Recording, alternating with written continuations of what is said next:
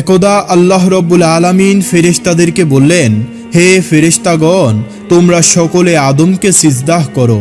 নির্দেশ অনুযায়ী সকল ফেরেশতারা হযরত আদম আলাইহিসসালামকে সিজদাহ করল, কিন্তু সিজদাহ করল না শুধুমাত্র ইবলিস। সে অহংকার ভরে আল্লাহর নির্দেশ অমান্য করল। যেহেতু তার ভিতরে ইতিপূর্বে কুফুরির বীজ নিহিত ছিল, তখন মহান আল্লাহ রব্বুল আলামিন ইবলিসকে লক্ষ্য করে বললেন, হে ইবলিস, আমি আমার কুদরতি হাতে যাকে সৃষ্টি করলাম তার প্রতি সিজদাহ করতে তোমাকে নির্দেশ করলাম। তুমি কেন সিজদাহ করলে না? তুমি কি তোমার নিজেকে বড় ভাবলে? জবাবে ইবলিস বলল, হে আল্লাহ, আমি আদমকে কিছুতেই সিজদাহ করতে পারি না, কেননা আপনি আমাকে সৃষ্টি করেছেন আগুনের দ্বারা, আর আদমকে সৃষ্টি করেছেন এই নিকৃষ্ট মাটি দ্বারা। তার কথা শুনে আল্লাহ রব্বুল আলামিন বললেন, হে ইবলিস, তুই মারদুত হয়ে গিয়েছিস। রোজ কিয়ামত পর্যন্ত তোর উপরে আমার অভিসম্পাদ বর্ষিত হতে থাকবে। আল্লাহ রব্বুল আলামিনের এরূপ নির্দেশের পরপরই ইবলিসের চেহারা বিকৃত হয়ে গেল। তার ভিতরের শয়তানের চেহারা আত্মপ্রকাশ করল। তার সমগ্র চেহারা অত্যন্ত কদাকার রূপ ধারণ করল। তার চেহারা হতে বেহেশতি পোশাক ও মস্তক হতে বাদশাহী তাজ মুহূর্তের মধ্যে খুলে পড়ে গেল। এরপর আল্লাহ রব্বুল আলামিন ইবলিসকে লক্ষ্য করে বললেন, হে মরদুদ, তুই চিরদিনের জন্য আমার রহমত হতে দূরে হয়ে গেলি। বেহেশত তোর জন্য নিষিদ্ধ হয়ে গেল। তুই এই মুহূর্তে বেহেশত থেকে বহিষ্কৃত হয়ে যা। ইবলিস বলল, হে মাবুদ, আমি সুদীর্ঘ লক্ষ লক্ষ বছর ধরে তোমার ইবাদত করে আসছি। তার কি কোনো প্রতিদানই আমি তোমার কাছ থেকে পাবো না? আমার প্রতি এরূপ শাস্তি দেওয়া কি তোমার জন্য ইনসাফের কাজ হলো? তখন আল্লাহ রব্বুল আলামিন ইবলিসকে লক্ষ্য করে বললেন, হে পাপিষ্ট ইবলিস, বল তুই আমার কাছ থেকে কি চাস? আজকে তুই আমার কাছ থেকে বেহেশত ব্যতীত যাই চাইবি আমি তোকে তাই দান করব। কেননা কোনো প্রার্থনাকারীর প্রার্থনায় আমি ফিরিয়ে দিই না, সবার দোয়াই আমি কবুল করে থাকি। তখন ইবলিস বলল, হে প্রভু, আমার অদৃশ্য যখন কোনোদিনই বেহেশত নসিব হবে না, তখন তোমার নিকট আমার একটি প্রার্থনা এই যে তুমি আমাকে রোজ কিয়ামত পর্যন্ত হায়াত দান করো। জবাবে আল্লাহ রব্বুল আলামিন বললেন, যা, তোকে আমি কিয়ামত পর্যন্ত হায়াত বাড়িয়ে দিলাম। এবার ইবলিস বলল, হে মাবুদ, তোমার নিকট আমার দ্বিতীয় প্রার্থনা এই যে আমাকে তুমি এমন ক্ষমতা দান করো যাতে আমি তোমার যাবতীয় সৃষ্টি বস্তুকে দেখতে পাই, কিন্তু তারা এবং আদম সন্তান যেন আমাকে দেখতে না পারে, এবং আমি আদম সন্তানের শরীরের রগে রগে বিচরণ করতে পারি, আর যে কোনো সময় আমি ইচ্ছামতো রূপ পরিবর্তন করতে পারি। আল্লাহ রব্বুল আলামিন বললেন, হে ইবলিস, যা, তোর এই প্রার্থনাও আমি কবুল ও মঞ্জুর করলাম। আর এভাবেই পাপিষ্ট ইবলিস আল্লাহ রব্বুল আলামিনের পক্ষ থেকে অসীম ক্ষমতার অধিকারী হয়ে আল্লাহ রব্বুল আলামিনকে লক্ষ্য করে বলল, হে প্রভু, তুমি জেনে রেখো, আমি তোমারই নামের শপথ করে বলছি, আদমের কারণে আমার সারা জীবনের সাধনা বরবাদ হয়ে গেল।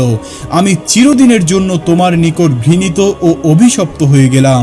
জীবনের পরম লক্ষ্য তথা তোমার সন্তুষ্টি ও বেহেশত বসবাস করা হতে বঞ্চিত হলাম। সেই আদমের প্রতি ও তার বংশধরদের প্রতি এর চরম প্রতিশোধ না নিয়ে আমি কিছুতেই ছাড়ব না। আমি প্রতিজ্ঞা করলাম যে অবশ্যই যুগে যুগে আগত আদম সন্তানগুলিকে পথভ্রষ্ট করে আমার সঙ্গেই আমি দোজখবাসী করে ছাড়ব। আল্লাহ রব্বুল আলামিন বললেন, হে মরদুদ, যারা আমার নির্দেশ মেনে চলবে এবং হকের উপর দৃঢ়ভাবে সুপ্রতিষ্ঠিত থাকবে তাদেরকে তুই কোনোদিনই পথভ্রষ্ট করতে সক্ষম হবি না। তবে যারা আমার আনুগত্য পরিত্যাগ করে তোর আনুগত্য করবে, নফসে আম্বারার পায়রবি করবে, তোর সঙ্গে আমি তাদেরকেও দোজখে নিক্ষেপ করব। আমি দোজখের উদর পূর্তি করব। এই সময়ে আল্লাহ রব্বুল আলামিনের নির্দেশে ফেরেশতাগণ ইবলিসকে গ্রেফতার করে বেহেশত থেকে বহিষ্কৃত করে দুনিয়ার সর্বাপেক্ষা গভীর সমুদ্রের নিম্নস্থলে তাকে নিক্ষেপ করল। আর সেই থেকে সমুদ্র ইবলিসের কার্য আঞ্জাম দেওয়ার জন্য দরবারে পরিণত হয়ে গেল। এদিকে আল্লাহ রব্বুল আলামিন ফেরেশতাদেরকে নির্দেশ দিলেন, তোমরা আদমকে সর্বশ্রেষ্ঠ জান্নাতুল ফিরদাউসে বসবাসের ব্যবস্থা করে দাও। ফেরেশতারা আল্লাহ রব্বুল আলামিনের নির্দেশ অনুযায়ী হযরত আদম আলাইহিস সালাম আলাইহিসসালামকে সুখ ও শান্তির সর্বরকমের ব্যবস্থা করে দিলেন। তার আর কোনরূপ অশান্তি ও দুঃখ রইল না। অফুরন্ত নিয়ামত, আরাম, আয়েশ ও সুখ শান্তির মধ্যে হযরত আদম আলাইহিসসালাম বসবাস করতে লাগলেন। কিন্তু এটা চিরন্তন সত্য যে মানুষ যতই সুখ শান্তির মধ্যে অবস্থান করুক না কেন, সঙ্গী সাথী ছাড়া দীর্ঘদিন একাকী জীবনযাপন করা তার জন্য অশান্তিজনক হয়ে ওঠে। হযরত আদম আলাইহিসসালামের ক্ষেত্রেও ঠিক একই অবস্থা ঘটল, যার ফলে তিনি জান্নাতুল ফেরদাউসের অকল্পনীয় সুখ শান্তির মধ্যে থেকেও কেমন যেন তার মধ্যে অশান্তি বিরাজ করতে লাগলো। মহান আল্লাহর নিকট হযরত আদম আলাইহিসসালাম এর এই অবস্থা গোপন রইল না। তাই তিনি ফেরেশতাদেরকে লক্ষ্য করে বললেন, ওহে ফেরেশতাগণ, আমি আদমের জন্য একজন সঙ্গিনীকে সৃষ্টি করতে চাই, যাতে সে পরিপূর্ণ সুখ ও শান্তি লাভ করতে পারে। অতঃপর একদিন আল্লাহ রাব্বুল আলামিন হযরত আদম আলাইহিসসালামের চোখে গভীর নিদ্রার আমেজ বুলিয়ে দিলেন। সুতরাং তিনি গভীর নিদ্রায় ঢলে পড়লেন। এই নিদ্রা এতই গভীর ছিল যে নিদ্রার মধ্যে এক বিরাট কাণ্ড ঘটে গেল, কিন্তু হযরত আদম আলাইহিসসালাম এর কিছুই টের পেলেন না। হযরত আদম আলাইহিসসালাম যখন নিদ্রামগ্ন ছিলেন, তখন আল্লাহ রাব্বুল আলামিন ফেরেশতাদেরকে হুকুম দিলেন, হে ফেরেশতাগণ, তোমরা আদমের বাম দিক থেকে তার একটি পাঁজর বের করে নাও। ফেরেশতারা তখন আল্লাহ রাব্বুল আলামিনের নির্দেশ মতো আদম আলাইহিসসালাম এর বাম দিক থেকে একটি পাঁজর বের করে নিলেন এবং এই পাঁজরখানা আল্লাহ রাব্বুল আলামিনের সামনে উপস্থাপন করলেন। অতঃপর আল্লাহ রাব্বুল আলামিন সেই পাঁজর থেকে পরমা সুন্দরী একজন যুবতীকে সৃষ্টি করলেন এবং তাকে বেহেশতের উত্তম পোশাক দ্বারা সুসজ্জিত করলেন। এই পরমা সুন্দরীর নাম রাখা হলো হাওয়া। তাকে এই নামে নামকরণ করার কারণ ছিল কেননা আল্লাহ রাব্বুল আলামিন তাকে জীবিত একজন মানুষের পাঁজর থেকে সৃষ্টি করেছিলেন। এরপরে বিবি হাওয়াকে হযরত আদম আলাইহিসসালামের পাশে বসিয়ে রাখা হলো। অতঃপর আল্লাহ রাব্বুল আলামিন হযরত আদম আলাইহিসসালাম এর নিদ্রা ভঙ্গ করলেন। হযরত আদম আলাইহিসসালাম নিদ্রা থেকে জেগে দেখলেন তার পাশে একজন পরমা সুন্দরী যুবতী বসে রয়েছেন। তখন তার মনে প্রশ্ন জাগলো, কে এই সুন্দরী রমণী? এমন সুন্দরী রমণীকে তো তিনি ইতিপূর্বে আর কখনোই দেখেননি। তখন আল্লাহ রাব্বুল আলামিন হযরত আদম আলাইহিসসালামকে লক্ষ্য করে বললেন, হে আদম, আমি তোমার মনের অশান্তিকে দূর করার জন্য তোমার জন্যই তোমার একজন সঙ্গিনীকে সৃষ্টি করেছি। এই রমণী তোমার জীবনের চিরসঙ্গিনী এবং তোমার সুখ ও দুঃখের সমভাগিনী হবে। যেহেতু আল্লাহ রাব্বুল আলামিন স্বভাবতই পুরুষদের মাঝে মহিলাদের প্রতি একটি আকর্ষণ সৃষ্টি করে দিয়েছিলেন, তাই সেই কারণে হযরত আদম আলাইহিসসালাম হাওয়া আলাইহিসসালাম এর প্রতি প্রণয় আসক্ত হয়ে পড়লেন এবং তিনি নিজের হাত বাড়িয়ে হযরত হাওয়া আলাইহিসসালামকে স্পর্শ করতে উদ্যত হলেন। এমনই মুহূর্তে আল্লাহ রাব্বুল আলামিনের তরফ থেকে সতর্কবাণী উচ্চারিত হলো, হে আদম, তুমি হাওয়াকে স্পর্শ করা থেকে বিরত থাকো। বিবাহের পূর্বে তুমি হাওয়াকে স্পর্শ করবে না, এটা তোমার জন্য জায়েজ হবে না। আল্লাহ রাব্বুল আলামিনের বাণী শ্রবণ করে হযরত আদম আলাইহিসসালাম বললেন, হে মাবুদ, তবে আপনি তার সঙ্গে আমার বিবাহ পড়িয়ে দিন। অতঃপর স্বয়ং আল্লাহ রাব্বুল আলামিন বিবি হাওয়ার বিবাহ পড়িয়ে দিলেন। এই বিবাহ অনুষ্ঠানে জমিন এবং আসমানের সমস্ত ফেরেশতারা জামায়াত হয়ে আনন্দ উৎসবে লিপ্ত হয়েছিল। বিবাহের খুতবাও স্বয়ং আল্লাহ রাব্বুল আলামিন পাঠ করেছিলেন। এই খুতবাতে তিনি নিজের বুজুর্গি, কুদরত ও অসীম ক্ষমতার কথা উল্লেখ করেছিলেন এবং তার সৃষ্টির রহস্য ও সৃষ্টি জগতের মূল ওসিলা হযরত মুহাম্মদ মুস্তাফা সাল্লাল্লাহু আলাইহি ওয়াসাল্লাম এর বর্ণনা দিয়েছিলেন। হযরত আদম ও হাওয়া আলাইহিসসালাম এর বিবাহ সম্পন্ন হওয়ার পরে হযরত আদম আলাইহিসসালাম বিবি হাওয়া আলাইহিসসালাম এর প্রতি অধিকতর আসক্ত হয়ে পড়লেন। এরপর পুনরায় তিনি তাকে স্পর্শ করার জন্য উদ্যত হলেন। সঙ্গে সঙ্গে আল্লাহ রাব্বুল আলামিনের পক্ষ থেকে আওয়াজ আসলো, হে আদম, আগে তুমি বিবি হাওয়ার মোহরানা আদায় করে নাও। মোহরানা আদায় করার পূর্বে সে তোমার জন্য বৈধ ও হালাল হবে না। এই কথা শুনে হযরত আদম আলাইহিসসালাম বললেন, হে মাবুদ, এই বিশ্ব জগতের সমস্ত কিছুর মালিকই তো আপনি, সব কিছুই তো আপনার মালিকানাধীন রয়েছে। আমার তো কোনো মাল সম্পদ নেই, আমি কি দিয়ে তার মোহরানা আদায় করব? তখন আল্লাহ রাব্বুল আলামিন ইরশাদ করলেন, হে আদম, তুমি আমার হাবিব সাল্লাল্লাহু আলাইহি ওয়াসাল্লাম এর প্রতি 10 বার দুরূদ শরীফ পাঠ করো এবং তার উপর বকশিশ করে দাও, তাতেই তোমার মোহরানা আদায় হয়ে যাবে। আল্লাহ রাব্বুল আলামিনের এই কথা শুনে হযরত আদম আলাইহিস সালাম এর মনে একটি প্রশ্ন উদিত হলো যে যার প্রতি আমাকে দুরূদ পাঠ করার কথা নির্দেশ করা হলো তার পরিচয় সম্পর্কে তো আমি অবগত নই। সে কি আমার বংশধরদের মধ্যে কোনো ব্যক্তি হবে নাকি অন্য কোনো জাতির মধ্যে থেকে সে কোনো ব্যক্তি? এরূপ ভাবনার উদয় হওয়া মাত্রই আল্লাহর হাবিব সাল্লাল্লাহু আলাইহি ওয়াসাল্লামকে একটিবার দেখার জন্য হযরত আদম আলাইহিস সালাম এর মনে প্রবল আগ্রহ জন্মালো। এরপর তিনি আল্লাহ রাব্বুল আলামিনের দরবারে প্রার্থনা জানালেন, হে আল্লাহ, আমি তোমার সেই মহান বান্দাকে দেখতে চাই যার প্রতি তুমি আমাকে দুরূদ পাঠ করার কথা বললে। আল্লাহ রাব্বুল আলামিন তখন আদম আলাইহিস সালামকে বললেন, হে আদম, তুমি তোমার আঙ্গুলের একটি নখের দিকে দৃষ্টিপাত করো, তাতেই তুমি আমার হাবিব মুহাম্মদ সাল্লাল্লাহু আলাইহি ওয়াসাল্লাম এর চেহারা দেখতে পাবে।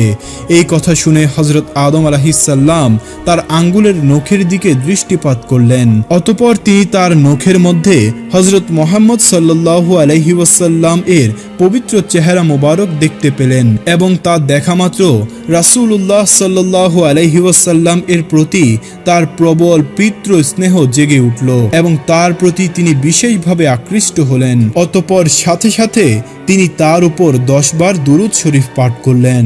তখন আল্লাহ রাব্বুল আলামিন ইরশাদ করলেন, হে আদম, তুমি যে একান্ত ও ভক্তি বিশ্বাসের সাথে 10 বার আমার হাবিবের প্রতি দুরূদ শরীফ পাঠ করলে, তার ফলে আমি তোমার জন্য বিবি হাওয়াকে বৈধ করে দিলাম এবং তোমার মর্যাদা ও মর্তবা অনেক গুণ বৃদ্ধি করে দিলাম। তাই তুমি এবং তোমার স্ত্রী বেহেশতে বসবাস করো এবং তোমরা যা খুশি তা আহার করো, বেহেশতের সব কিছুই তোমাদের জন্য হালাল করে দিলাম। অতঃপর আল্লাহ রাব্বুল আলামিন হযরত আদম আলাইহিস সালামকে গন্ধম গাছের দিকে ইঙ্গিত করে বললেন, হে আদম, তুমি এবং তোমার স্ত্রী বেহেশতে অবস্থান করো এবং তোমরা বেহেশত হতে স্বাচ্ছন্দ্যে যা ইচ্ছা তা ভক্ষণ করো, কিন্তু তোমরা ওই বৃক্ষটির নিকটবর্তী হও না। যদি তোমরা সেই বৃক্ষটির নিকটবর্তী হও তাহলে তোমরা ক্ষতিগ্রস্তদের অন্তর্ভুক্ত হয়ে যাবে। হযরত আদম আলাইহিস সালাম বললেন, হে মাবুদ, আমরা পুরোপুরিভাবে আপনার আদেশ পালন করব।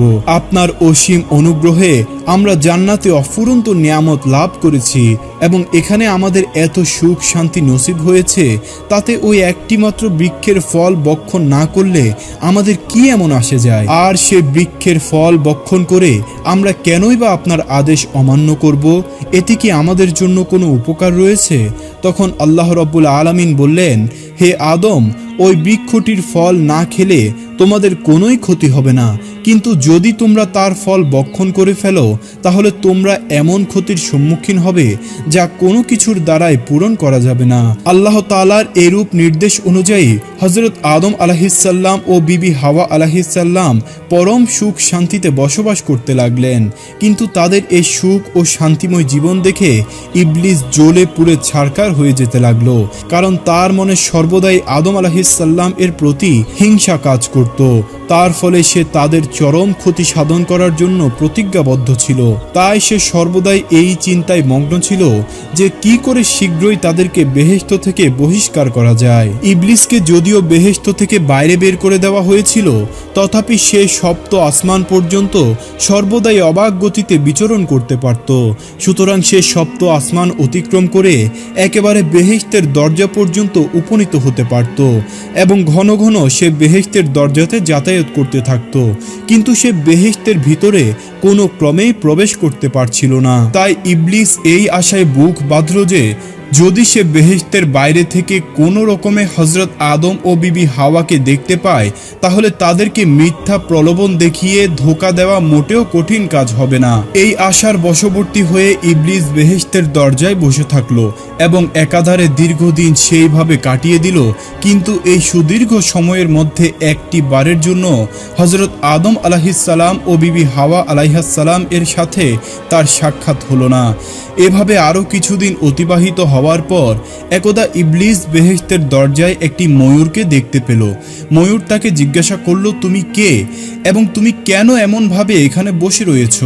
ইবলিস বলল, আমি আল্লাহ তাআলার জনৈক ফেরেশতা, আল্লাহর ইবাদত বন্দেগী ছাড়া আমার আর কোনো কাজ নেই। তবে অন্যান্য ফেরেশতাদের নিকট শুনেছি যে আল্লাহ রব্বুল আলামিন তার নেককার বান্দাদের জন্য বেহেশত নামক এই অপূর্ব স্থানটি নির্মাণ করে রেখেছেন। এর অভ্যন্তর ভাগের অপরূপ সৌন্দর্য ও এর অমূল্য অফুরন্ত নিয়ামতসমূহ এমনই বিচিত্র ও বিস্ময়কর যা একবার চোখে না দেখলে তার সম্পর্কে কল্পনাও করা সম্ভব নয়। ফেরেশতাদের মুখে বেহেশতের রূপ বর্ণনা শুনে আমি বেহেশতের অভ্যন্তর ভাগ একটিবার চোখে দেখার জন্য আজ সুদীর্ঘ কাল ধরে আমি এখানে বসে আছি এবং আমি এই আশায় বুক বেঁধে আছি যে দেখি কোনো দয়ালু বেহেশতবাসী আমার এই মনের আশা পূরণ করার জন্য সুদীর্ঘ কাল পরেও একটিবার বেহেশতের ভিতর প্রবেশ করায় কিনা।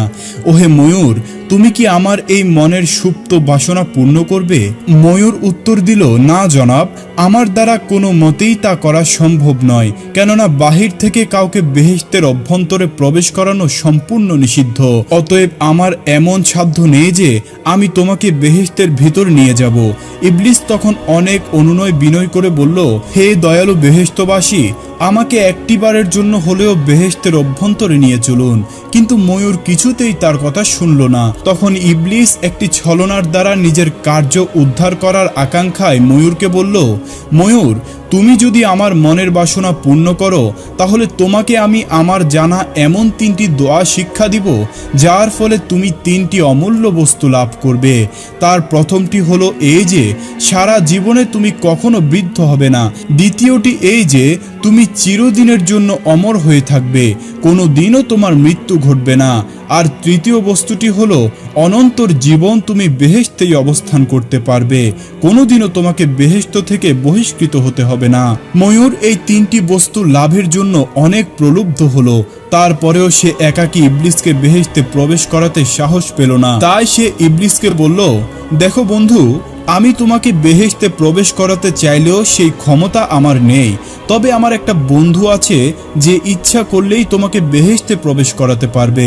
তুমি এখানে একটু অপেক্ষা করো, আমি চেষ্টা করে দেখি আমার সেই বন্ধু তোমার এই ইচ্ছা পূরণ করাতে রাজি হয় কিনা। অতঃপর ময়ূর সাপের নিকট উপস্থিত হয়ে বলল, বন্ধু, বেহেশতের দরজায় একজন ফেরেশতা বসে আছে, তার মনে একটি বার মাত্র বেহেশত দর্শনের বড়ই বাসনা। এই ব্যাপারে সে আমার নিকট অনেক কাকুতি মিনতি করেছে। তুমি যদি অনুগ্রহ করে তার এই মনোবাসনা পূরণ করতে সাহায্য করো তাহলে সে আমাদেরকে এমন 3টি দোয়া শিক্ষা দিবে যার দ্বারা আমরা 3টি অমূল্য ও দুষ্প্রাপ্য বস্তু লাভ করতে পারবো। এই কথা বলে ময়ূর সাপকে ইবলিসের প্রতিশ্রুত সেই 3টি বস্তুর কথা শুনিয়ে দিল। ময়ূরের কথা শুনে সাপও প্রলুব্ধ হয়ে উঠল। অতঃপর সে বেহেশতের দরজায় এসে ইবলিসকে লক্ষ্য করে বলল, কি হে বন্ধু, তুমি নাকি বেহেশতে প্রবেশ করতে চাও এবং তার বিনিময়ে 3টি মূল্যবান দোয়া শিখিয়ে দিবে? যদি তাই হয় তবে আগে দোয়া 3টি শিখাও, তারপরে আমি তোমাকে বেহেশতে প্রবেশের ব্যবস্থা করে দিব। ইবলিস বলল, আমি শপথ করে বলছি, তুমি আমাকে বেহেশতে প্রবেশ করিয়ে দিলে তার বদলে আমি সেই দোয়া 3টি তোমাদেরকে শিখিয়ে দিব, কিছুতেই এর অন্যথা করব না। আগে বেহেশতের অপূর্ব সৌন্দর্য রাশি দর্শন করে আমার চক্ষুদয়কে শীতল করি, তারপরে আমি তোমাদেরকে দোয়া 3টি শিক্ষা দিব। তোমরা আমার প্রতি কোনো রকমের সন্দেহ করিও না। তখন সাপ বলল, বাহির থেকে কাউকেও বেহেশতের মধ্যে নিয়ে যাবার অনুমতি নেই, তবে তুমি যদি বেহেশত দর্শনের একান্তই বাসনা করো তবে এই কাজ গোপনে ও সাবধানে করতে হবে, প্রকাশ্যে কিছুই করা সম্ভব নয়, কেননা এই ঘটনা প্রকাশ পেলে আমার আর রক্ষা থাকবে না, আমাকে চরম শাস্তি ভোগ করতে হবে। তুমি এক কাজ করো, আমি মুখ হা করছি, তুমি আমার মুখের মধ্যে প্রবেশ করে বসে থাকো। এরপর সাপটি তার মুখ হা করল আর ইবলিস সাপের মুখের মধ্যে ঢুকে বসে থাকলো। অতঃপর ময়ূরটি সাপটিকে বেহেশতের অভ্যন্তরে গন্ধম বৃক্ষের নিকট পৌঁছে দিল। এরপর ইবলিস সাপের মুখ থেকে বের হয়ে ফেরেশতাদের বেশ ধারণ করলো এবং করুণ সুরে কাঁদতে লাগলো। সাপ ও ময়ূর নিজেদের কার্য সমাধান করে সেখান থেকে দ্রুত সরে পড়ল। ইবলিসের নিকট নিকট থেকে দোয়া শিখার সাহস তাদের আর হলো না, কারণ তাদের ভয় হচ্ছিল তাদের এই কাজটি যদি কোনোভাবে প্রকাশ পেয়ে যায় তাহলে তাদেরও কঠিন শাস্তি পেতে হবে। ইবলিসের কান্না শুনে বেহেশতের সকলেই তার কাছে এসে সমবেত হলো, এমনকি বিবি হাওয়াও সেখানে এসে উপস্থিত হলেন। অতঃপর হযরত হাওয়া আলাইহিস সালাম ইবলিসকে জিজ্ঞাসা করলেন, হে আল্লাহর বান্দা, তুমি এভাবে কাঁদছো কেন? ইবলিস বলল, আমি তোমাদের পরিণামের কথা ভেবেই কাঁদছি। আল্লাহ তাআলা শীঘ্রই তোমাকে ও তোমার স্বামীকে বেহেশত থেকে বের করে পৃথিবী নামক এক নিরস ও অশান্তিপূর্ণ স্থানে প্রেরণ করবেন। এ কথা আরশে আজিমে লিপিবদ্ধ রয়েছে। পৃথিবীতে প্রেরণের ব্যাপারটি প্রকান্তরে শাস্তি ভোগের শামিল। সেখানে ক্ষুধা, দারিদ্রতা, পীড়া, দুঃখ, পরিশ্রম ও শাস্তি বিরাজমান। সেখানে পরিশ্রম করে খাদ্য জন্মাতে হবে। খাদ্য জন্মাতে ব্যর্থ হলে ক্ষুধার যন্ত্রণায় অস্থির হতে হবে। সেখানে তোমাদের অসংখ্য সন্তান সন্ততি জন্ম নিবে। তাদের মধ্যে সর্বদাই ঝগড়া বিবাদ লেগেই থাকবে। খুন খারাপি নিত্য নৈমিত্তিক ব্যাপার হয়ে উঠবে। রৌদ্র বৃষ্টির মধ্যে দিন গুজরান করতে হবে। আল্লাহ তাআলাকে শতবার ডেকেও তার সাক্ষাৎ লাভ করতে পারবে না। তিনি সহজে বনি আদমের কোনো দাবি পূরণ করবেন না। মানুষ জন্ম থেকে মৃত্যু পর্যন্ত অবিরাম পরিশ্রম করেও নিজের পেটের আহার সংগ্রহ করতে সক্ষম হবে না।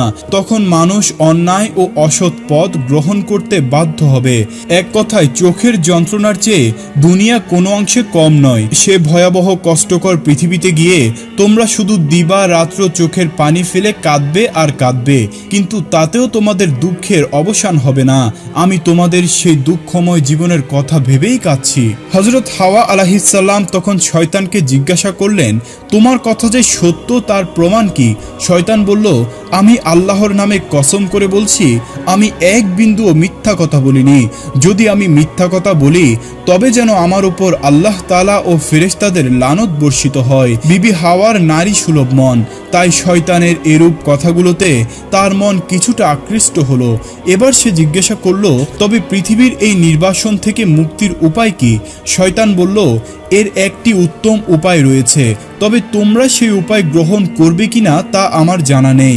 বিবি হাওয়া বললেন, তুমি বলো, অবশ্যই আমরা সেটা গ্রহণ করব। তখন ইবলিস গন্ধম গাছের দিকে ইঙ্গিত করে বলল, ওই যে একটি গাছ দেখছো, ওটার দু একটা ফল খেতে পারলেই তোমরা বেহেশতে স্থায়ীভাবে বসবাস করতে সক্ষম হবে। কোনো দিনই আর তোমাদেরকে পৃথিবীতে যেতে হবে না। বেহেশতের আরাম আয়েশ তোমাদের জন্য সার্বক্ষণিক বাধ্যতামূলক হয়ে থাকবে। বিবি হাওয়া বললেন, ওই গাছের ফল খেতে তো আল্লাহ তাআলা আমাদেরকে বারণ করেছেন, তাহলে এটা কিভাবে সম্ভব? শয়তান বলল, আল্লাহ তাআলা তো দয়ার সাগর, তিনি অপরাধীর অপরাধ ক্ষমা করে থাকেন। এজন্য তার এক নাম গফুর। তিনি তার নামের মাহাত্ম্য বজায় রাখবেন বলে ওয়াদাও করেছেন। অতএব আল্লাহ তাআলার করুণার প্রাপ্তির বিষয়ে তোমাদের কোনো ভাবনা চিন্তার প্রয়োজন নেই। আমি মনে করি তোমরা যদি এই ফল ভক্ষণ করার পর আল্লাহ রাব্বুল আলামিনের কাছে ক্ষমা প্রার্থনা করো তাহলে তোমাদেরকে তিনি ক্ষমা করে দিবেন। এতে তোমরা আল্লাহ তাআলার ক্ষমাও পেয়ে যাবে এবং বেহেশতে চিরদিনের জন্য বসবাসও করতে পারবে। এখন ভেবে দেখো তুমি কি করবে। ইবলিসের এরূপ কথায় হযরত হাওয়া আলাইহিস সালাম বিশ্বাস করে নিলেন। তখন তিনি উক্ত গাছটির নিচে গিয়ে 3টি ফল ছিঁড়ে হাতে নিলেন। অতঃপর তিনি একটি ফলের খোসা ছাড়িয়ে দেখতে পেলেন তাতে ফোঁটা ফোঁটা রক্ত দেখা যাচ্ছে। এই রক্ত সম্পর্কে হযরত মুয়াজ রাদিয়াল্লাহু তাআলা আনহু বলেছেন, বিবি হাওয়ার হাতে গন্ধমের রক্ত দেখার অন্তর্নিহিত কারণ ছিল সকল নারীর প্রতি মাসে একবার রক্ত দেখার সময় বাধ্যতামূলক করে দেওয়া হবে। অতঃপর তিনি ফলগুলো হাতে নিয়ে হযরত আদম আলাইহিস সালাম এর সিংহাসনের নিকট পৌঁছে গেলেন। হযরত আদম আলাইহিস সালাম তখন বিবি হাওয়াকে জিজ্ঞাসা করলেন, তোমাকে এতটা মলিন দেখাচ্ছে কেন এবং তোমার শরীরের সেই সুগন্ধি বা কই গেল? বিবি হাওয়া বললেন, আমি এক মহা বিপজ্জনক সংবাদ নিয়ে এসেছি। হযরত আদম আলাইহিস সালাম বললেন, কিসের দুঃসংবাদ? বিবি হাওয়া বললেন, আল্লাহ তাআলা নাকি আমাদেরকে বেহেশত থেকে চিরদিনের জন্য বের করে পৃথিবী নামক স্থানে নির্বাসন দিবেন। এমত অবস্থায় পৃথিবীতে না গিয়ে চিরদিনের জন্য বেহেশতে বসবাস করার একটা পন্থা আমি খুঁজে পেয়েছি। আল্লাহর এক ফেরেশতা আমাকে এই পন্থা বলে দিয়েছেন। এমনকি পৃথিবীর দুর্গম ও কঠিন জীবনযাপনের খতিয়ান তিনি আমাকে সবিস্তরে বলেছেন।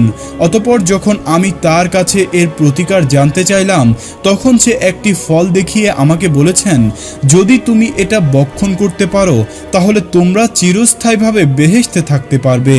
হযরত আদম আলাইহিসসালাম বিবি হাওয়া আলাইহিসসালামের কথা শুনে বললেন, এটা কি সেই নিষিদ্ধ গাছের ফল যেটা ভক্ষণ করতে আল্লাহ রাব্বুল আলামিন বারবার নিষেধ করেছেন?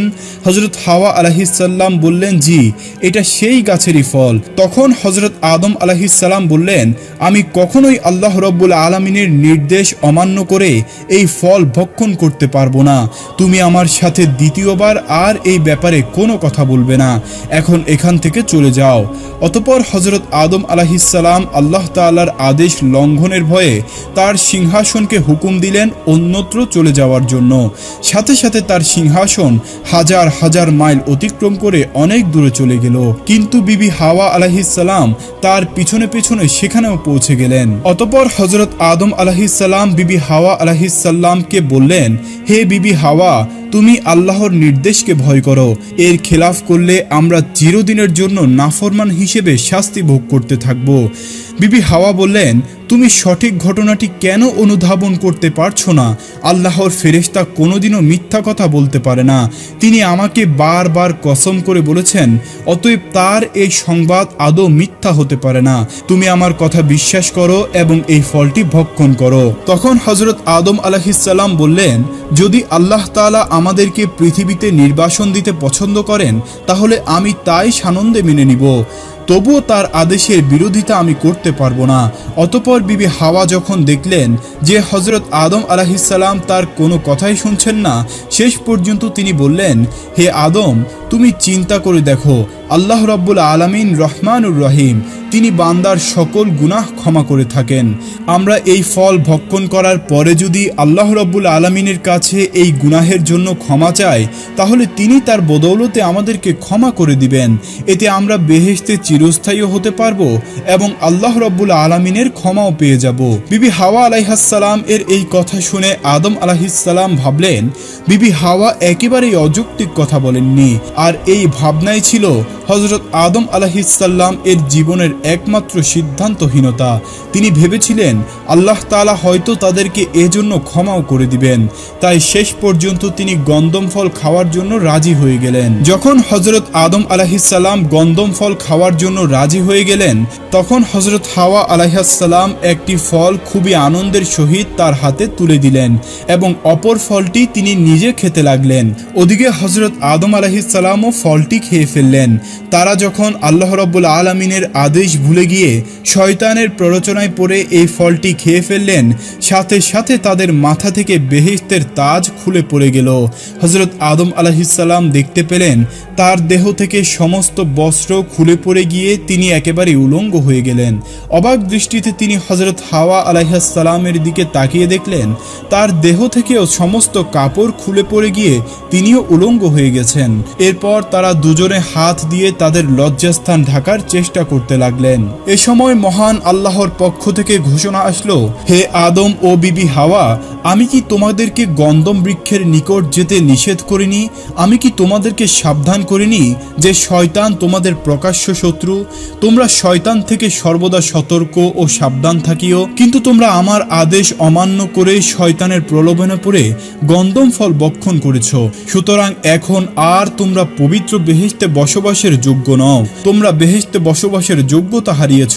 গন্ধম ফল ভক্ষণের ফলে হযরত আদম ও বিবি হাওয়া দুজনেই যখন বস্ত্র হারিয়ে উলঙ্গ হয়ে গেলেন, তখন দুজনেই তাদের লজ্জাস্থান ঢাকার জন্য আর কোনো বস্তু খুঁজে না পেয়ে বৃক্ষের পাতা দিয়ে তাদের লজ্জাস্থান ঢাকার মনস্থ করলেন এবং একে একে বিভিন্ন বৃক্ষের নিকট গিয়ে তাদের পাতা চাইতে লাগলেন। কিন্তু কোনো বৃক্ষই তাদেরকে পাতা দিতে রাজি হলো না। অবশেষে তারা অঞ্জির ও চন্দন বৃক্ষের নিকট অনুনয় সহকারে পাতা প্রার্থনা করলেন। করলেন। এই গাছ দুটি তাদের চরম সংকটাপন্ন মুহূর্তে তাদেরকে সাহায্য করলেন এবং তারা হযরত আদম ও হাওয়াকে তাদের শাখা থেকে পাতা ছেঁড়ার অনুমতি দান করলেন। এরপর তারা গাছের শাখা থেকে পাতা ছিঁড়ে নিয়ে অঞ্জিরের পাতা দ্বারা গুপ্তাঙ্গ এবং চন্দনের পাতা দ্বারা অন্যান্য অঙ্গ আবৃত করলেন। চরম সংকটাপন্ন হযরত আদম ও বিবি হাওয়ার এমন দুরবস্থাকালে এই বৃক্ষদ্বয় তাদের প্রতি সহানুভূতি প্রদর্শনের ফলে আল্লাহ রাব্বুল আলামিন এই বৃক্ষদ্বয়ের প্রতি অত্যন্ত খুশি হলেন, যার ফল আঞ্জির ফল দুনিয়াতে তিনি চিরদিনের জন্য অত্যন্ত প্রিয় ফলে পরিণত করলেন এবং তাকে অত্যন্ত সুস্বাদু করে দিলেন। আর চন্দন বৃক্ষের বাকলে এতটাই সুখ দান করলেন যে দুনিয়ার মানুষেরা তা আগুনে জ্বালিয়ে তার সুঘ্রাণ উপভোগ করতে লাগলো। অতঃপর হযরত আদম ও হাওয়া নিজের এই চরম দুরবস্থায় দিশেহারা হয়ে এদিক সেদিক ছুটোছুটি করতে লাগলেন। এমন সময় তাদের প্রতি আল্লাহ রাব্বুল আলামিনের পক্ষ থেকে আদেশ হলো, হে আদম ও হাওয়া, আমি তোমাদেরকে পূর্বেই বলেছিলাম তোমরা গন্ধম বৃক্ষটি থেকে সতর্ক থাকো এবং শয়তান তোমাদের প্রকাশ্য দুশমন, তার প্রতারণায় তোমরা পড়িও না। কিন্তু তারপরেও যখন তোমরা সেই ভুল করেই ফেলেছ, অতএব এখন তোমাদেরকে শাস্তি স্বরূপ দুনিয়াতে নিক্ষেপ করা হবে। অতঃপর আল্লাহ রাব্বুল আলামিন ফেরেশতাদেরকে নির্দেশ করলেন, তোমরা আদম ও হাওয়াকে দুনিয়ার জমিনে নিক্ষেপ করো। সঙ্গে সঙ্গে আল্লাহ তাআলার নির্দেশ পালন করা হলো। হযরত আদম আলাইহিস সালামকে শরণদ্বীপ তথা সিংহল নামক স্থানে নামিয়ে দেওয়া হলো আর বিবি হাওয়াকে নামিয়ে দেওয়া হলো জেদ্দা নামক শহরে। হযরত আদম ও বিবি হাওয়ার গন্ধম খাওয়ার পেছনে মূল ভূমিকায় ইবলিস হলেও ময়ূর ও সাপ তাকে সাহায্য করেছিল। সুতরাং আল্লাহ তাআলা ময়ূরকে লক্ষ্য করে বললেন, হে ময়ূর, তোমার অপরাধও খুব গুরুতর না হলেও তুমি একেবারেও নির্দোষ নও, কারণ তোমার এই কথা খুব ভালো করেই জানা ছিল যে আমার অনুমতি ব্যতীত কাউকে বেহেশতের অভ্যন্তরে প্রবেশ করতে দেওয়া সম্পূর্ণ নিষিদ্ধ। তথাপি তুমি অপরিচিত এক ব্যক্তিকে বেহেশতে প্রবেশ করাতে সাহায্য করেছ। সুতরাং এই কারণে তোমাকেও কিছু শাস্তি ভোগ করতে হবে। প্রথমত, তোমার স্থান আর বেহেশতের মধ্যে থাকবে না। তোমার দেহের অতুলনীয় সৌন্দর্য অনেকাংশে হ্রাস পেয়ে যাবে। তোমার দেহের মধ্যে তোমার পায়ের সৌন্দর্য ছিল সর্বাধিক, কিন্তু সেই পায়ের সৌন্দর্য বিনষ্ট করে তাকে কুৎসিত করে দেওয়া হবে। অতঃপর ফেরেশতারা আল্লাহ রাব্বুল আলামিনের আদেশে ময়ূরকেও বেহেশত থেকে বের করে দুনিয়াতে রেখে আসলো। ময়ূরকে শাস্তি দেওয়ার পরে আল্লাহ তাআলা সাপকে লক্ষ্য করে বললেন, হে সাপ, আমার শ্রেষ্ঠ প্রাণীকুলের মধ্যে তোমাকে সর্বাধিক সৌন্দর্য দান করা হয়েছিল এবং আমি তোমাকে বেহেশতে রেখেছিলাম, কিন্তু তোমাকে এত সব মর্যাদা দানের পরেও তুমি আমার আদেশ অমান্য করেছ। আমার অনুমতি ব্যতীত তুমি একজন অপরিচিত ব্যক্তিকে বেহেশতে প্রবেশ করতে সাহায্য করেছ। এই অপরাধের ফলস্বরূপ তোমাকেও কিছু শাস্তি পেতে হবে। এই মুহূর্তে তোমাকে বেহেশত থেকে বহিষ্কার করে দেওয়া হবে। তোমার অপরূপ সৌন্দর্য বিনষ্ট করে তোমাকে কুৎসিত আকৃতির করে দেওয়া হবে। তুমি যেই পায়ের সাহায্যে ইবলিসকে বেহেশতে প্রবেশ করিয়েছ, তোমার সেই পা নিশ্চিহ্ন করে দেওয়া হবে এবং তোমাকে সারাটা জীবন পা ছাড়াই চলাফেরা করতে হবে। আর যে মুখের ভিতর করে তুমি ইবলিসকে বেহেশতে প্রবেশ করিয়েছিলে, তোমার সেই মুখের সুগন্ধির বিনিময়ে তীব্র বিষ রেখে দেওয়া হবে। মানব সন্তান তোমাকে দেখামাত্র হত্যা করার চেষ্টা করবে। অতঃপর আল্লাহ তাআলার নির্দেশে ফেরেশতাগণ সাপকেও বেহেশত থেকে বহিষ্কার করে দুনিয়াতে রেখে আসলেন। সবশেষে আল্লাহ রাব্বুল আলামিন ইবলিসকে লক্ষ্য করে বললেন, হে পাপিষ্ঠ ইবলিস, আমার আদেশ অমান্য করার জন্য তোমাকে পূর্বে বেহেশত থেকে বহিষ্কার করেছিলাম। এখন পুনরায় তুমি আমার অনুমতি ছাড়া বেহেশতে প্রবেশ করেছ এবং আদম ও হাওয়াকে ধোঁকা দিয়েছ। এজন্যই তোমার তওবার রাস্তা চিরদিনের জন্য বন্ধ করে দিলাম এবং কিয়ামত পর্যন্ত তোমার উপর আমার অভিসম্পাদ বর্ষিত হতে থাকবে। আর আজ থেকে তোমার জন্য আসমানের সকল দরজাগুলো বন্ধ করে দেওয়া হবে। এরপর ফেরেশতাগণ আল্লাহ রাব্বুল আলামিনের হুকুমে ইবলিসকেও পুনরায় বেহেশত থেকে বহিষ্কার করে দুনিয়াতে নিক্ষেপ করলেন। বেহেশত হতে হযরত আদম আলাইহিস সালাম মর্ত্যভূমির শরণদ্বীপে ও বিবি হাওয়া আলাইহিস সালাম জেদ্দায় পতিত হয়ে চারদিকে অন্ধকার দেখতে লাগলেন। জনমানবহীন এমন অপরিচিত পৃথিবীতে এভাবে পতিত হয়ে তারা যেন আকুল দরিয়ার ভাসতে লাগলেন। এত বড় প্রশস্ত দুনিয়ার জমিনে কে কোথায় রয়েছে তার ঠিকানা তাদের জানা ছিল না। সুতরাং বহু দূরবর্তী দুটি স্থানে বসে তারা কেঁদে কেঁদে বুক ভাসাতে লাগলেন। হযরত আদম আলাইহিসসালাম স্মরণদ্বীপে কাঁদছিলেন, অপরদিকে জেদ্দায় বসে বিবি হাওয়া আলাইহিসসালাম একইভাবে ক্রন্দন করছিলেন। কোন রেওয়ায়াতে পাওয়া যায় হযরত আদম ও বিবি হাওয়া আলাইহিসসালাম এইরূপ একাধারে নিরবিচ্ছিন্নভাবে 300 বছর ক্রন্দন করেছিলেন।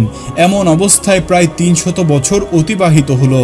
এরপর একদিন আল্লাহ রাব্বুল আলামিন তার দুঃখ জর্জরিত এই বান্দাটির দিকে মনোনিবেশ করলেন এবং তিনি হযরত জিবরাইল আলাইহিসসালামকে নির্দেশ দিলেন, তুমি আমার বান্দা আদমের কাছে গিয়ে বলো সে যেন মক্কা শরীফে হজ করার জন্য রওনা হয়ে যায়। আল্লাহর আদেশ পেয়ে হযরত আদম আলাইহিসসালাম সঙ্গে সঙ্গে মক্কার দিকে রওনা হলেন। মুফাসসিরিন কেরামগণ বলেছেন, যখন আদম আলাইহিসসালাম স্মরণদ্বীপ হতে মক্কার দিকে রওনা করেছিলেন, আল্লাহ রাব্বুল আলামিন তখন স্মরণদ্বীপ হতে মক্কা শরীফ এতই নিকটবর্তী করে দিয়েছিলেন যে মাত্র 30 বার কদম ফেলে হযরত আদম আলাইহিসসালাম মক্কা শরীফের দিকে পৌঁছে গেলেন। মক্কা শরীফে পৌঁছে হযরত আদম আলাইহিসসালাম আরাফাতে জাবালে রহমত নামক স্থানে গিয়ে বসে পড়লেন।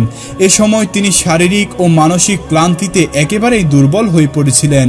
আরাফাতের সেই স্থানে বসে হযরত আদম আলাইহিসসালাম চোখের অশ্রু ফেলে আল্লাহ রাব্বুল আলামিনের দরবারে প্রার্থনা করতে লাগলেন, হে মাবুদ, আপনি আমার ও আমার স্ত্রীর গুনাহগুলো মাফ করে দিন। আমি জানি না সে এখন কোথায় ও কিভাবে রয়েছে। সম্ভবত তার জানা নেই যে আমি কোথায় আছি এবং কিভাবে আছি। হে মাবুদ, আপনি আমাদের উভয়ের প্রতি করুণা বর্ষণ করুন, আমাদের ভুলগুলো ক্ষমা করে দিয়ে পুনরায় আমাদের মিলন ঘটিয়ে দিন। হযরত আদম আলাইহিসসালামের এই প্রার্থনা কিছুটা ফলদায়ক হলো। তিনি ঊর্ধ্ব আকাশের দিকে দৃষ্টিপাত করে মোনাজাত করছিলেন। আল্লাহর অসীম কৃপায় সহসা তার মানবীয় নেত্রের পর্দা অপসারিত হয়ে গেল। হযরত আদম আলাইহিসসালামের চোখের সামনে এবার আল্লাহ রাব্বুল আলামিনের আরশে মুআল্লার অপূর্ব দৃশ্য ভেসে উঠল। তিনি দেখতে পেলেন আকাশের গায়ে লিখিত রয়েছে, লা ইলাহা ইল্লাল্লাহু মুহাম্মাদুর রাসূলুল্লাহ সাল্লাল্লাহু আলাইহি ওয়াসাল্লাম। এই কালিমা দেখে হযরত আদমের দীর্ঘদিন পুরনো স্মৃতির কথা মনে পড়ে গেল। যখন আল্লাহ রাব্বুল আলামিন তাকে সৃষ্টি করেছিলেন, সৃষ্টি হওয়ার পরে মাথা উঁচিয়ে তিনি আল্লাহ রাব্বুল আলামিনের আরশে মুআল্লায় এই কালিমাটি দেখতে পেয়েছিলেন। এরপর হযরত আদম আলাইহিসসালাম আল্লাহ রাব্বুল আলামিনের দরবারে 2 হাত তুলে পুনরায় মিনতি পেশ করতে লাগলেন, হে আমার প্রতিপালক, আপনি আপনার প্রিয় হাবিব মুহাম্মদ সাল্লাল্লাহু আলাইহি ওয়াসাল্লাম এর বরকতের ওসিলায় আমাদেরকে গুনাহ মুক্ত করে দিন। যখন হযরত আদম আলাইহিসসালাম রাসূল করিম সাল্লাল্লাহু আলাইহি ওয়াসাল্লাম এর ওসিলা দিয়ে দোয়া করলেন, তখন আল্লাহ রাব্বুল আলামিনের দয়ার সাগরে জোশ উঠে গেল। সঙ্গে সঙ্গে তিনি হযরত আদম আলাইহিসসালামের প্রার্থনা কবুল করে তার ও তার স্ত্রী হযরত হাওয়া আলাইহিসসালাম এর গুনাহ ক্ষমা করে দিলেন।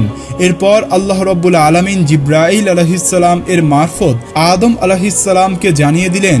হযরত জিবরাইল আলাইহিসসালাম আদম আলাইহিসসালামকে বললেন, হে আদম, আপনি এবার আপনার দোয়ার মধ্যে মুহাম্মদ সাল্লাল্লাহু আলাইহি ওয়াসাল্লাম এর ওসিলা উল্লেখ করেছেন, আর এই কারণে আল্লাহ রাব্বুল আলামিন আপনার দোয়া কবুল করে নিয়েছেন এবং আপনার ও আপনার স্ত্রীর সকল গুনাহ তিনি ক্ষমা করে দিয়েছেন। এই দোয়া যদি আপনি গুনাহ করার পরে বেহেশতে থাকতেই করতেন, তাহলে আল্লাহ রাব্বুল আলামিন সেখানেই আপনাদের গুনাহ ক্ষমা করে দিতেন, আপনাদের আর দুনিয়াতে আসার প্রয়োজন হতো না। তখন হযরত আদম আলাইহিসসালাম বললেন, হে জিবরাইল, এতদিন আমি এই কালিমাটি এমনভাবে বিস্মৃত হয়ে গিয়েছিলাম যে আমি কিছুতেই তার কথা মনে করতে পারছিলাম না, কিন্তু আজ হঠাৎ আল্লাহ রাব্বুল আলামিনের মেহেরবানিতে আমার সেই কালেমার কথা মনে পড়ে যায় এবং আমি সেই কালেমার ওসিলা দিয়ে আল্লাহ রাব্বুল আলামিনের কাছে দোয়া করলাম। ফেরেশতা জিবরাইল আলাইহিসসালামের সাথে হযরত আদম আলাইহিসসালামের এরূপ কথোপকথন চলছিল। হঠাৎ হযরত আদম আলাইহিসসালামের চোখের দৃষ্টি দূরের একটি প্রান্তরের দিকে পড়ল। তিনি দেখতে পেলেন জেদ্দার দিক থেকে বিবি হাওয়া ধীরে ধীরে তার দিকে এগিয়ে আসছেন। এই দৃশ্য অবলোকন করে হযরত আদম আলাইহিসসালাম আর বসে থাকতে পারলেন না। তিনি দ্রুত এগিয়ে আগমনরত বিবি হাওয়াকে জড়িয়ে ধরে আকুলভাবে কাঁদতে লাগলেন। বিবি হাওয়াও দীর্ঘকাল পরে এভাবে স্বামীকে ফিরে পেয়ে অবোধ শিশুর মতো ফুপিয়ে ফুপিয়ে কাঁদতে লাগলেন। সুদীর্ঘ 300 বৎসরের বিচ্ছেদের পর স্বামী স্ত্রীর এইভাবে সাক্ষাৎ বা মিলন লাভের এ অপূর্ব দৃশ্যের সত্যিই বুঝি নজির মেলা ভার। হযরত আদম আলাইহিসসালাম ও বিবি হাওয়া আলাইহিসসালামের ক্রন্দন যেন কিছুতেই থামছে না। তাদের এই কান্নার দৃশ্য জমিন ও আসমানের অসংখ্য ফেরেশতা অবলোকন করছিল। তারা সকলে তাদের কান্নার সাথে সামিল হলো এবং আল্লাহ রাব্বুল আলামিনের দরবারে শুকরিয়া আদায় করলো। দীর্ঘকাল পরে হযরত আদম ও বিবি হাওয়ার যে স্থানে সাক্ষাৎ হয়েছিল সেই স্থানকেই আমরা বর্তমানে আরাফাতের ময়দান বলে চিনি।